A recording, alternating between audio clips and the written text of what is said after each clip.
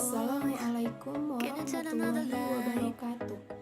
Kami dari kelompok 2 akan mempresentasikan hasil diskusi kami yang berjudul kata. Sebelum itu, kami akan memperkenalkan diri kami terlebih dahulu. Nama saya Nur Harija Awalia Sifa dengan NIM 0704201029. Perkenalkan, nama saya Garibalddi Triuda dengan NIM 0704202073. Perkenalkan, nama saya Anissa Nurul Sakina Lubis dengan NIM 0704201028. Baiklah, di sini saya akan menjelaskan tentang pengertian kata. Menurut Kamus Besar Bahasa Indonesia tahun 1997, kata dapat didefinisikan menjadi beberapa makna. Yang pertama, kata dapat berupa elemen kecil dalam sebuah bahasa yang diucapkan atau dituliskan dan merupakan realisasi kesatuan perasaan dan pikiran yang dapat digunakan dalam berbahasa. Yang kedua, kata adalah sebuah konversasi bahasa. Yang ketiga, kata adalah morfem atau kombinasi beberapa morfem yang dapat diujarkan sebagai bentuk yang bebas. Yang keempat, kata adalah satu unit bahasa yang dapat berdiri sendiri dan terdiri dari satu morfem atau beberapa morfem gabungan.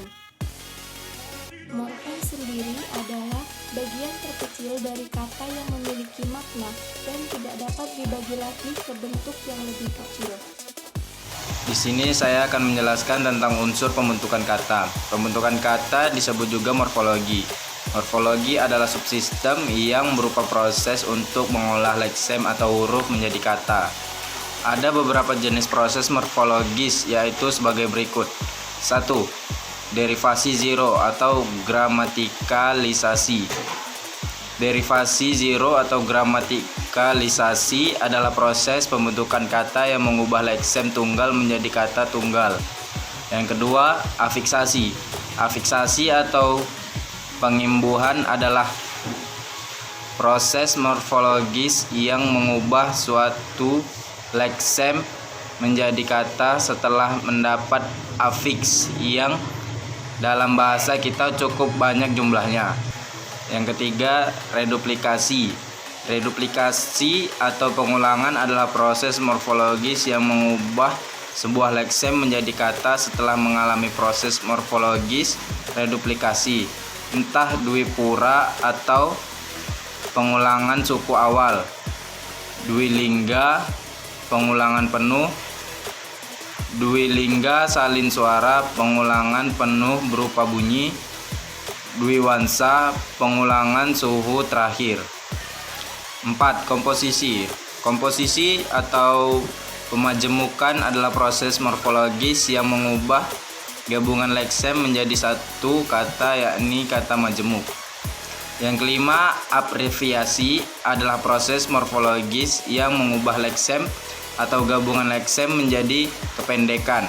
Jadi, pemendekan kata atau abreviasi merupakan salah satu cara proses pembentukan kata, yakni dengan menyingkat kata menjadi huruf, bagian kata atau gabungan sehingga membentuk sebuah kata.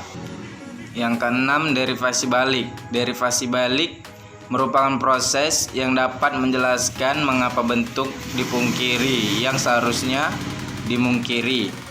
Misalnya, mudah-mudahan doa yang kita mohonkan kepada Tuhan Yang Maha Esa dapat dikabulkan olehnya.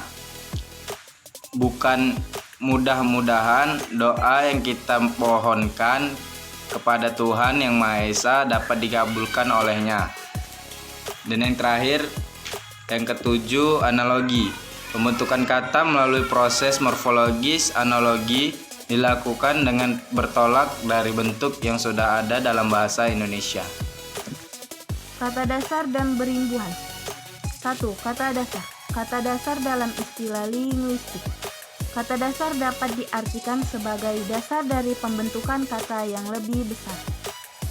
Kata dasar merupakan kata yang dapat berdiri sendiri dan tersusun atas morfem atau gabungan morfem. Kata dasar memiliki dua jenis. Yang pertama itu kata dasar tunggal. Apa sih kata dasar tunggal itu?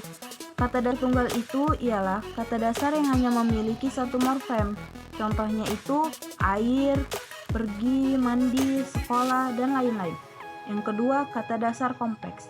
Kata dasar kompleks yaitu kata dasar yang memiliki dua morfem atau lebih. Contohnya seperti bersantai, berkemah, melarang, dan lain-lain. Yang kedua, kata berimbuhan. Kata berimbuhan adalah kata dasar yang telah diberi imbuhan, baik itu awalan, sisipan, akhiran, ataupun awalan akhiran. Nama lainnya yaitu kata turunan. Yang pertama, contoh dari kata berimbuhan awalan. Contohnya itu bermain, menangis, berjalan, dan lain-lain. Yang kedua, berimbuhan yang menggunakan imbuhan sisipan. Contohnya itu seperti gemetar, gemuruh, gerigi, gemilang, dan lain-lain. Yang ketiga, menggunakan kata imbuhan akhiran. Contohnya tahunan, bulanan, puluhan, dan masih banyak lagi. Yang keempat, yang menggunakan imbuhan awalan dan akhiran.